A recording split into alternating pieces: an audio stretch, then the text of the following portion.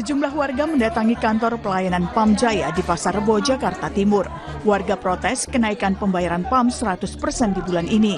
Mirisnya, tidak ada pemberitahuan soal kenaikan tarif PAM. Warga berharap PAM Jaya memberikan solusi terbaik di tengah kondisi ekonomi yang tengah terpuruk. Keluhannya ini apa, Bu? Ada kenaikan dari tarif biasanya yang bulan kemarin cuma 140-an, bulan ini hampir 300.000. Iya, kaget banget karena nggak biasanya kan. Kalaupun misalkan ada kenaikan kok langsung 100% gitu kenaikannya. Saya biasa 400, sekarang 800. Ya pasti shock lah. Kayak kita kan orang pensiun, bukan karyawan lagi yang nggak punya pendapatan. Kalau Ibu harapannya apa, Bu? Ya nggak gitulah. Kita lagi sedang demo-demonya untuk rakyat kecil malah kita dibeginiin. Sementara staf khusus Gubernur Jakarta bidang komunikasi publik Ciko Hakim menjelaskan, tarif air PAM naik bertujuan memperluas cakupan layanan air PAM di Jakarta. Namun Pemprov DKI Jakarta menyayangkan PAM Jaya tidak melakukan sosialisasi secara menyeluruh ke masyarakat terkait kenaikan tarif air PAM. Mau atau tidak mau memang harus menaikkan terkait dengan air tersebut, karena memang kebutuhan keperluannya adalah untuk apa? Karena untuk justru memperluas cakupan. Tapi tentu ke depan kami juga menghimbau dan mengajak PAM Jaya untuk lebih memperbaiki cara-cara mensosialisasikan apa-apa yang menjadi program-program mereka ke depan. Dan tentunya kenaikan 100-200% ini cukup mengagetkan, saya tahu, tetapi kembali lagi kalau bicara soal jumlah dan kalau kita perbandingkan apabila kita menggunakan air tanah dengan listrik, pompa air dan lain-lain, per meter kubiknya tetap lebih murah menggunakan air PAM. Dari situs PAM Jaya memang tidak ada informasi gamblang mengenai kenaikan tarif PAM. Namun, penjelasan mengenai perubahan tarif hanya untuk kategori rumah tangga sangat sederhana 1 dan rumah tangga sederhana 1. Berdasarkan keputusan Gubernur DKI Jakarta nomor 730 tahun 2024 disebutkan, untuk rumah tangga sangat sederhana 1 terjadi perubahan tarif pakai 0 sampai 10 meter kubik dari Rp1.050 per meter kubik menjadi Rp1.000 per meter kubik. Sementara untuk pemakaian 11 sampai 20 meter kubik mengalami kenaikan dari Rp1.050 per meter kubik menjadi Rp1.500 per meter kubik. Sementara untuk pemakaian lebih dari 20 meter kubik dari Rp1.050 per meter kubik menjadi Rp1.700 per meter kubik. Sementara untuk rumah tangga sederhana 1, terjadi perubahan tarif untuk pemakaian 11 sampai 20 meter kubik dari Rp4.700 per meter kubik menjadi Rp6.750 per meter kubik. Sementara untuk pemakaian lebih dari 20 meter kubik dari Rp5.500 per meter kubik menjadi Rp7.500 per meter kubik. Tim Liputan, Kompas TV. Beberapa hari belakangan warga Jakarta ribut soal kenaikan tarif PAM yang hampir mencapai 2 kali lipat dan minim sosialisasi. Pemprov DKI Jakarta beralasan kenaikan untuk memperluas cakupan layanan air PAM di Jakarta. Kita bahas soal ini bersama dengan anggota Komisi B DPRD DKI Jakarta dari fraksi PDI Perjuangan sekaligus Wakil Ketua DPD PDI Perjuangan Provinsi Jakarta. Bergabung bersama kami melalui sambungan daring Pandapotan Sinaga dan juga ada anggota Komisi B juga dari DPRD DKI Jakarta dari fraksi PSI, Sis Fransins Wijoyo. Selamat pagi Sis Fransins dan juga Pak Pandapotan. Selamat pagi. Selamat pagi, Bu. Ya, selamat pagi. Nah, ini kita lagi ribut nih soal tarif PAM yang naik begitu ya. Kemarin ada kebijakan soal tarif Transjakarta juga akan naik. Sekarang tarif PAM sudah naik, bahkan yang biasanya bayarnya Rp400.000 harus membayar Rp800.000 tadi di paket kita sebelumnya. Indeks ekonomi untuk pensiunan ini tentu saja memberatkan. Nah, saya mau ke PSI dulu, Sis Francis. Bagaimana soal ini sampai banyak sekali yang ribut, sosialisasinya memang seminim itukah sampai akhirnya warga banyak yang nggak tahu dan terkaget-kaget?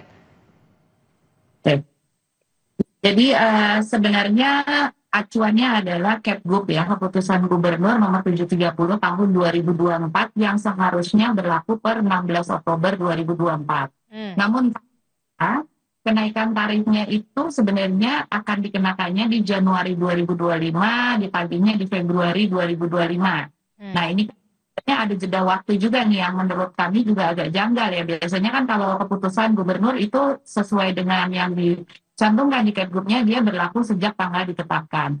Nah, kenaikan itu sudah mulai diberlakukan Januari 2025. Namun kalau misalnya, saya nggak tahu ya kenapa ada yang baru merasakan dampaknya sekarang, tapi sebenarnya ini sudah mulai ramai sejak Januari 2025. Tapi yang pertama terkait dengan kenaikan tarif ini sebenarnya sejak dari awal PSI sudah menolak kenaikan tarif ini karena ada beberapa hal yang tidak berdasar. Yang pertama itu terkait dengan namanya adalah perusahaan air minum. Jadi seharusnya airnya bisa diminum dulu. Baru kita bicara soal kenaikan tarif. Karena ini Pamjaya ini kan bukan perusahaan air mandi ya gitu. Itu pun juga layanannya sering dikeluhkan oleh warga, sering tidak muncul airnya gitu, atau munculnya hanya di jam-jam tertentu, atau bahkan kadang ada hari-hari tertentu, dan kalaupun keluar debit airnya kecil, terus airnya kotor dan bau. Nah, jadi tadi harusnya air yang dari Pamjaya ini harusnya bisa diminum tanpa harus dimasak lagi. Namun faktanya masyarakat Jakarta saat ini masih lebih banyak yang memilih menggunakan air galon karena khawatir kalau minum dari air pump ini kalau misalnya pun direbus kualitasnya seperti apa gitu. Jadi harusnya sebelum Pamjaya bicara soal kenaikan tarif, yang harus dilakukan itu adalah memastikan kualitas airnya benar-benar layak minum. Kalau misalnya belum bisa mewujudkan itu, Pamjaya jangan meminta warga untuk membayar lebih mahal. Karena kalau menaikkan tarif saja tanpa ada peningkatan mutu, ini cuma hanya memperlebar jarak kepercayaan antara publik dengan penyedia layanan. Dalam hal ini air minum yang merupakan hak asasi manusia, bukan komoditas untuk mencari untung. Oke, Pak Pandapotan, bagaimana dari PDI Perjuangan? Kalau dari PSI sudah jelas dari awal menolak. Kalau ada kenaikan seharusnya ada perbaikan mutu, ada peningkatan mutu di sana, Pak Pandapotan. Ya, terima kasih. Mungkin Bu Prinsin belum memahami atau belum mengetahui sejak awal peristiwa sampai terjadi kenaikan air minum itu. Karena prosesnya ini sebenarnya kan udah panjang. Itu dari berproses mulai tahun 2019 masih dikuasai oleh Aetra sama Palija. Yang udah puluhan tahun tidak ada kenaikan air minum ini. Dalam proses yang dikatakan pelayanan ini justru mau meningkatkan pelayanan inilah kita pada Pamjaya itu Pemprov menaikkan harganya supaya bisa menyesuaikan dan bisa mengadakan investasi dalam rangka revitalisasinya. Karena sejak tahun sekitar 2019 itu proses untuk bagaimana merevitalisasi perpipaan air minum yang tertunda karena tidak kemampuan untuk melakukan kegiatan tersebut tidak mampu. Karena pada saat itu diusulkan anggaran kurang lebih 33 triliun. Oleh karena itu dalam proses ini sampai pada saat kita minta bahwa kita akan mengurus PDAM ini menjadi menyetujui PMD-nya atau kebutuhan investasinya jika setelah pemutusan hubungan Aetra dengan Palija. Karena selama ini layanan dari Aetra sama Palija yang tidak bisa maksimal, yang dimana pada saat perjanjian awalnya bahwa Aetra sama Palija itu harus membuat perusahaan pelayanan air ini menjadi air minum sampai ke rumah. Saya sepakat dengan yang dikatakan Ibu Presiden.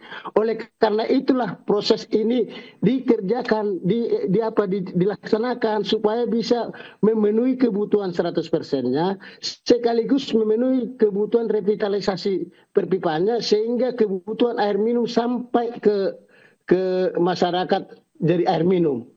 Namun dalam proses ini ya biasa, dalam itu kan pasti ada mungkin karena kurang sosialisasi atau kurang maksimalnya kegiatan sosialisasinya sehingga mungkin hal ini terjadi sekarang. Karena namun demikian kita dorong bahwa harga air minum ini sampai ke masyarakat yang benar-benar kebutuhannya sesuai dan tidak berkemampuan, kita berikan subsidi yang maksimal. Bila perlu kita gratiskan kepada orang yang tidak mampu.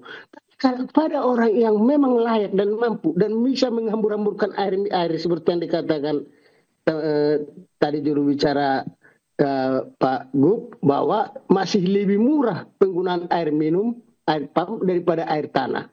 Karena air tanah kan diolah dengan listriknya. Sementara kita lagi mendorong supaya penggunaan air tanah tidak ada lagi sampai 2030.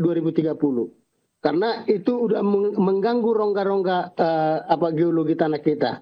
Sehingga kita dorong dan kita paksa bagaimana perusahaan air minum ini bisa memaksimalkan layanan air minumnya sampai 100% ke warga masyarakat.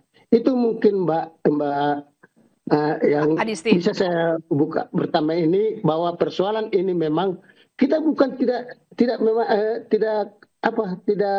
mendukung warga, kita sangat mendukung warga, kita sangat melayani warga, bahkan kita memberikan subsidi yang sangat besar kepada masyarakat. Tapi kita utamakan kepada masyarakat yang tidak mampu.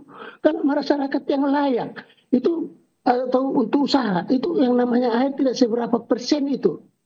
Kebutuhan itu harganya itu dibanding operasional lain, misalnya untuk restoran, dibanding penggunaan air galon, penggunaan air isi ulang. Oke, Itu, Mbak. Terima kasih. Oke. Jadi menurut Anda memang ini adalah hal yang harus dilakukan untuk menaikkan tarif PAM ini untuk perluasan cakupan layanan air PAM gitu ya. Walaupun memang diakui oleh Mas Chiko Hakim memang ada sosialisasi yang kurang di sana, tidak maksimal, belum optimal di sana. Tapi begini, Pak Pandatot, Perumda PAM Jaya ini melakukan penghentian sementara layanan air bersih di 53 kelurahan mulai 31 Oktober hari ini sampai 1 November 2025. Nah, ini agak kontradiktif nih soal perluasan cakupan layanan air PAM dengan kenaikan tarif. Pengennya naik tarif tapi pelayanannya bagus, tapi kemudian ada penghentian sementara di sini.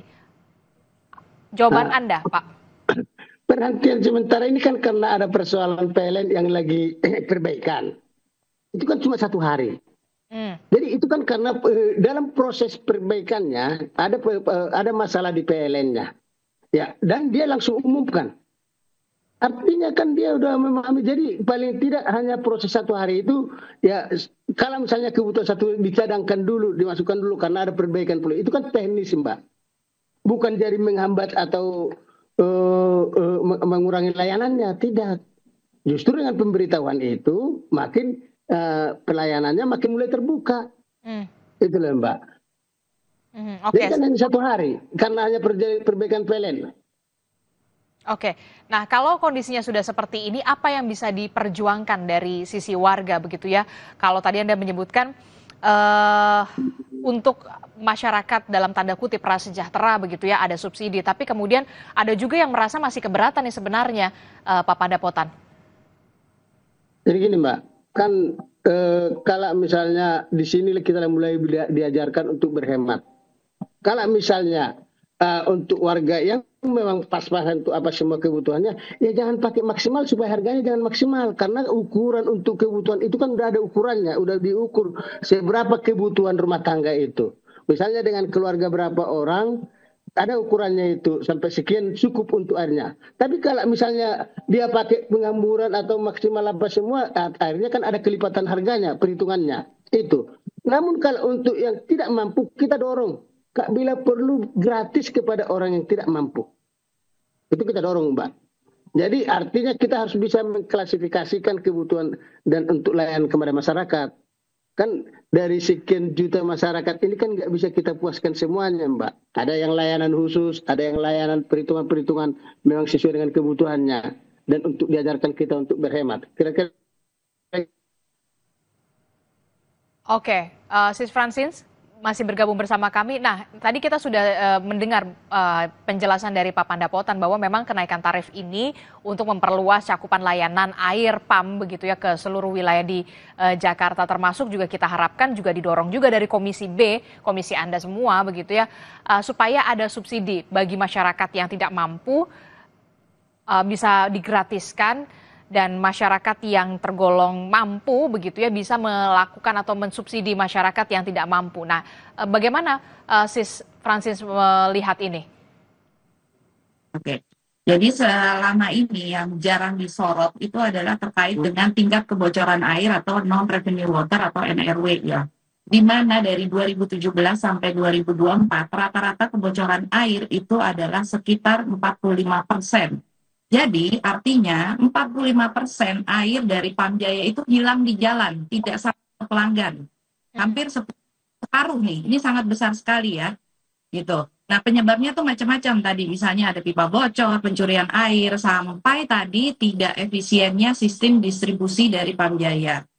Padahal kalau misalnya Pamjaya bisa menjaga tingkat NRW-nya tadi, tingkat kebocoran airnya di 10-20% saja, itu harusnya 100% warga Jakarta sudah bisa menikmati layanan air yang harusnya ada layanan air minum ya, tidak hanya sekedar air bersih. Jadi kalau masalah ini, kebocoran air ini tidak dibereskan, berapapun tarifnya yang dinaikkan oleh Pamjaya, ini tidak akan menambah kualitas pelayanannya secara nyata, karena airnya sendiri udah hilang, hampir separuh. Dan harusnya pemerintah mengusut tuntas potensi kebocoran air ini dan memastikan setiap tetes air yang diproduksi oleh Pamjaya itu benar-benar sampai ke warga. Karena ini kan dari duit rakyat juga ya. Bukannya malah menutupi kebocoran dengan menaikkan tarif air yang kemudian solusinya adalah ya udah kita naikin aja tarif airnya, kita produksi air lebih banyak tanpa menyelesaikan masalah kebocoran air yang rata-rata 45% tadi. Nah, tadi terkait dengan air yang 2 hari mati tadi ya. Harusnya kan ini sudah diantisipasi karena kan tidak mungkin dadakan ya, gitu. Harusnya warga meskipun ada kendala tadi, misalnya di salah satu sumber spamnya gitu kan, di IPA-nya, IPA, harusnya sudah disiapkan cadangan air yang lain sehingga warga tidak terganggu layanannya. Karena lagi-lagi air ini adalah kebutuhan pokok, kebutuhan dasar dan hak asasi manusia yang tidak terputus layanannya karena ada gangguan yang seharusnya sudah bisa diperkirakan sebelumnya, harus sudah bisa diantisipasi oleh Pamjaya. Oke, Pak Pandapotan, jawaban Anda. Ya, justru karena udah diantisipasi lah makanya dikabarkan bahwa ada gangguan untuk layanan air minum 1 hari karena ada proses perbaikan PLN-nya atau gimana. Nah, soal cadangan itu kan yang mencadangkan supaya karena udah pemberitahuan itu kan berarti kita yang mencadangkan di rumah kita masing-masing. Kan karena terganggunya layanan itu karena proses di PLN-nya. Itu Mbak. Jadi soal kebocoran yang dikatakan Mbak Prensin, justru itulah yang mau kita kejar, kita perbaiki semua perpipaannya, di mana kebocorannya. Dan kalau memang ada pencurian airnya, kita proses, kita usut. Saya sangat sepakat yang dikatakan Mbak Prensin. Itulah kita minta kerja kerasnya turun lapangannya semua elemen yang terkait dalam pelayanan air minum, Mbak. Memenuhi kebutuhan supaya maksimal itu kalau benar-benar kita nggak punya pembiayaan ke sana. Jadi itu yang saya katakan. Dan ini kenaikannya ini udah puluhan tahun, Mbak. 17 tahun tidak naik. Tapi sekalinya naik ini besar banget loh untuk rakyat begitu, untuk masyarakat biasanya mereka hanya bayar 200 jadi 400, yang biasanya 400 jadi 800. Bagaimana tidak teriak masyarakat? Ya, sama dengan tingkat inflasi yang naik. Dulu nilai 200 dulu itu dengan nilai sekarang itu mungkin nggak ada nilainya. Jadi ini kan 20-an tahun waktu evaluasi pembentukan harganya. Nah, tiba-tiba sekarang 400 karena tingkat konsumsi sekarang. Dulu nilai 200, mungkin itu selevel dengan nilai 400 sekarang, Mbak. Jadi maksud saya kita tidak mendukung, saya sangat mendukung, kami sangat mendukung masyarakat untuk bila perlu kepada orang yang tidak mampu kita gratiskan, karena itu tanggung jawab kita. Tapi apa tidak sebaiknya pengelolaannya dulu diperbaiki dari manajerialnya, internalnya diperbaiki dulu, baru menaikkan tarif. Kalau misalkan kualitasnya, mutunya sudah baik, saya rasa juga masyarakat juga tidak geram ya, tidak gerah. Kalaupun memang naik ya udah nggak apa-apa. Tapi yang penting mutunya benar, kualitasnya bagus, pengelolaannya bagus, kita nggak ada masalah. Mbak, saya masih paham 10 tahun yang lalu pengelolaan PDAM ini. Justru sekarang makin baik pelayanannya setelah kita ambil alih. Dulu kan dikelola oleh 2 perusahaan, yaitu Atra dan Palija. Yang mana kalau saat misalnya air putus aja kita masa prosesnya bisa 1, 2, 3 hari ada layanan. Sekarang kalau misalnya ada laporan atau langsung efektif udah apa? Karena udah ditangani langsung PAM-nya. Berbeda malah. Itu loh, Mbak. Jadi saya pikir ini kan dalam proses perjalanan juga, pelayanan juga ditingkatkan, pembiayaan untuk bagaimana pemenuhan ke depannya harus diproses juga. Karena ini loh puluhan tahun nggak terjadi. Rata-rata perpipaan kita itu dari puluhan tahun loh, Mbak. Jadi kalau misalnya Kalau misalnya memang harus dibongkar satu perpipaan, harus dibongkar secara keseluruhan karena udah rembet kemana-mana. Oke. Itu Mbak. Oke, terakhir Pak Pandapotan, apa yang ingin Anda sampaikan soal kenaikan tarif ini begitu ya? Jangan sampai kemudian masyarakat Jakarta juga merasa terbebani begitu ya. Ada hal alasan-alasan yang memang harus masuk akal, harus make sense begitu ya untuk masyarakat Jakarta menerima ini, kenyataan ini. Saya minta kepada petugas PDAM benar-benar bisa menginventarisir kepada orang-orang yang harus kita kasih subsidi.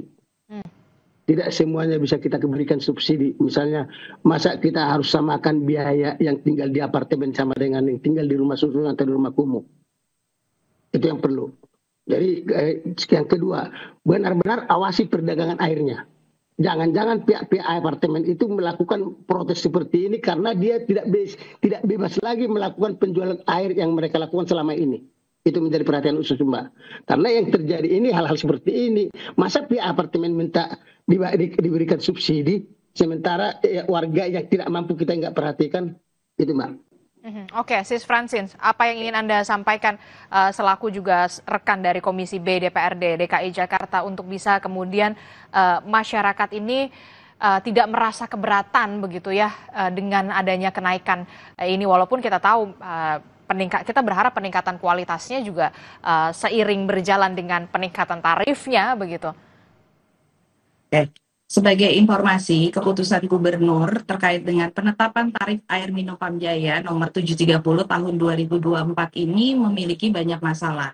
Yang pertama adalah sebelum menetapkan tarif air minum, Gubernur itu wajib membuat sebuah keputusan terkait dengan tarif batas atas dan tarif batas bawah dari air minum. Jadi seharusnya itu ada keputusan itu dulu. Tapi yang ada sekarang itu hanya ada Kepgub nomor 779 tahun 2022 yang menetapkan tarif air minum untuk tahun 2023. Jadi mana di situ tarif dasar atau batas bawah itu hanya sebesar Rp8.296. Tarif batas atasnya hanya sebesar Rp18.607.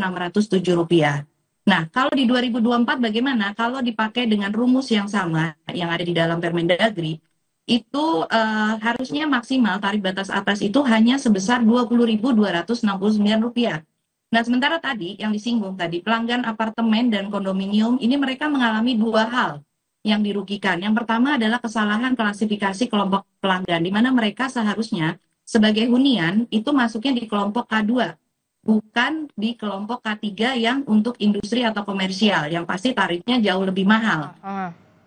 Terkait dengan tarifnya tadi, kelompok apartemen dan kondominium ini dikenakan tarif airnya sampai dengan Rp21.500 yang melanggar tarif batas atas tadi. Di satu sisi, sekolah swasta lokal sebagai lembaga pendidikan, ini juga tarifnya dimasukkan di kelompok K3, industri atau niaga. Nah, ini kan tentu juga ada pengelompokan yang tidak tepat ya. Sebagai misalnya saya ambil contoh yang cukup ekstrim ya. Di Ancol, ini di kawasan Ancol itu ada hunian apartemen di sana. Mereka akan tarifnya Rp25.800 per meter kubik, ditambah lagi dengan biaya pemeliharaan 20% oleh pengelola kawasan. Karena apa? Karena Pamjaya ini, mereka itu justru untung paling besarnya itu dari gedung-gedung bertingkat, baik itu hunian, perkantoran maupun komersial ya. Itu hanya naruh 1 meteran induk di depan gedung nih, satu gedung. Lalu di dalamnya mulai dari pasang pipa, pemeliharaan maupun perawatan dan juga penggantian. Kalau ada kerusakan, itu pipa-pipa di dalamnya itu semuanya dilakukan oleh si pemilik atau pengelola gedung yang mungkin juga dibebankan kepada tenannya atau orang-orang yang di dalamnya. Jadi kalau tadi kembali ke Ancol, misalnya tadi mereka Rp25.800 ditambah 20%, mereka itu kenanya hampir Rp31.000 per meter kubik. Ini udah sangat jauh melanggar tadi dengan tarif tadi. Nah, balik lagi. Air itu, air minum adalah hak asasi. Ini sudah ditegaskan ya oleh resolusi PBB tanggal 28 Juli 2010, di mana di situ dinyatakan secara tegas, akses terhadap air bersih dan sanitasi adalah human right. Jadi ini pertama adalah hak asasi manusia. Yang namanya hak asasi, kemudian dia adalah layanan publik yang mendasar. Seharusnya pemerintah justru memberikan subsidi yang berkeadilan pada semua. Kalau misalnya memang itu masih dibutuhkan. Tapi kalau kita melihat dari tarif 2023 tadi itu saja, Pamjaya sudah bisa memberikan dividen 62 miliar di 2024 kepada Pemprov DKI Jakarta. Berarti sudah, tapi kenapa tarif airnya naik terus di Januari 2024 lagi? Dan apa yang ingin Anda dorong di sini dan pengawasan dari Komisi B DPRD DKI Jakarta? Singkat saja, Sis Francine. Ya, bahkan ke depannya ini Pamjaya berencana IPO yang akan dimulai tadi dengan perubahan bentuk badan hukumnya dari Perumda mau menjadi Perseroda. Tentu kami memberikan catatan dan keberatan ya, secara tegas keberatan menolak, karena ini adalah upaya privatisasi terhadap BUMD yang memberikan layanan publik untuk kemanfaatan umum. Dalam hal ini adalah air minum yang sudah secara tegas tidak boleh dilakukan privatisasi.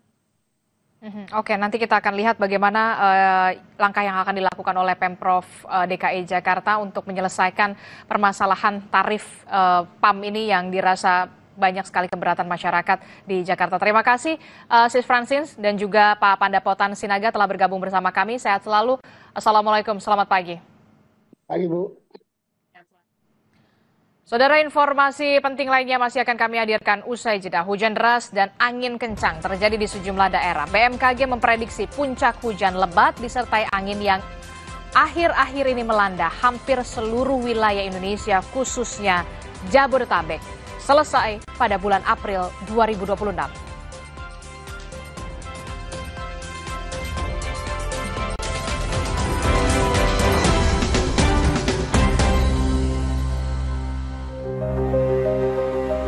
Berkat donasi yang disalurkan oleh pegawai PLN UIP Sulawesi, Ibu Risna, salah satu penerima manfaat program Light Up the Dream 2025, merasa sangat terbantu. Rumah yang ditempati satu keluarga dengan menumpang listrik ke tetangga telah menjadi masa lalu. Kini, ia dan 40 penerima manfaat lainnya berhak memiliki listrik sendiri dan dapat menjalani aktivitas sehari-hari dengan tenang dan nyaman. Di setiap kilau cahaya listrik yang menyala, ada semangat para pahlawan yang hidup di dalamnya. Di momentum Hari Pahlawan ini, PLN terus melanjutkan perjuangan bukan dengan senjata, tapi dengan karya dan pengabdian untuk negeri. Dari kota hingga pelosok desa, PLN hadir menerangi setiap langkah bangsa, mewujudkan sistem kelistrikan yang merata dan berkeadilan. Dari Sumpah Pemuda, PLN tingkatkan keahlian pemuda-pemudi Kabupaten Konawe Utara melalui bantuan pelatihan dan sertifikasi Satpam. Sebanyak 40 peserta dibekali pengetahuan dasar dan keterampilan praktis sebagai satuan pengamanan profesional. Melalui program ini diharapkan peserta dapat menjadi tenaga satuan pengamanan yang kompeten, profesional, dan siap bersaing di dunia kerja. Melalui program Inspiring Sri Kandi Woman Support Woman, Sri Kandi PLN UIP Sulawesi menghadirkan dukungan nyata bagi pelaku usaha mikro di Makassar, Poklasar, Madara Food, khususnya mereka yang berperan sebagai ibu sekaligus tulang punggung keluarga. Program ini menjadi wujud kepedulian PLN terhadap penguatan kapasitas UMK, sekaligus bagian dari komitmen sosial perusahaan dalam mendukung pemberdayaan perempuan. Berkat donasi yang disalurkan oleh pegawai PLN UIP Sulawesi, Ibu Risna, salah satu penerima manfaat program Light Up the Dream 2025, merasa sangat terbantu. Rumah yang ditempati satu keluarga dengan menumpang listrik ke tetangga telah menjadi masa lalu. Kini, ia dan 40 penerima manfaat lainnya berhak memiliki listrik sendiri dan dapat menjalani aktivitas sehari-hari dengan tenang dan nyaman. Di setiap kilau cahaya listrik yang menyala, ada semangat para pahlawan yang hidup di dalamnya. Di momentum Hari Pahlawan ini, PLN terus melanjutkan perjuangan bukan dengan senjata, tapi dengan karya dan pengabdian untuk negeri. Dari kota hingga pelosok desa, PLN hadir menerangi setiap langkah bangsa, mewujudkan sistem kelistrikan yang merata dan berkeadilan. Melalui program Inspiring Sri Kandi Woman Support Woman, Sri Kandi PLN UIP Sulawesi menghadirkan dukungan nyata bagi pelaku usaha mikro di Makassar, Poklasar, Madara Food, khususnya mereka yang berperan sebagai ibu sekaligus tulang punggung keluarga. Program ini menjadi wujud kepedulian PLN terhadap penguatan kapasitas UMK sekaligus bagian dari komitmen sosial perusahaan dalam mendukung pemberdayaan perempuan. Dari Sumpah Pemuda, PLN tingkatkan keahlian pemuda-pemudi Kabupaten Konawe Utara melalui bantuan pelatihan dan sertifikasi Satpam. Sebanyak 40 peserta dibekali pengetahuan dasar dan keterampilan praktis sebagai satuan pengamanan profesional. Melalui program ini diharapkan peserta dapat menjadi tenaga satuan pengamanan yang kompeten, profesional, dan siap bersaing di dunia.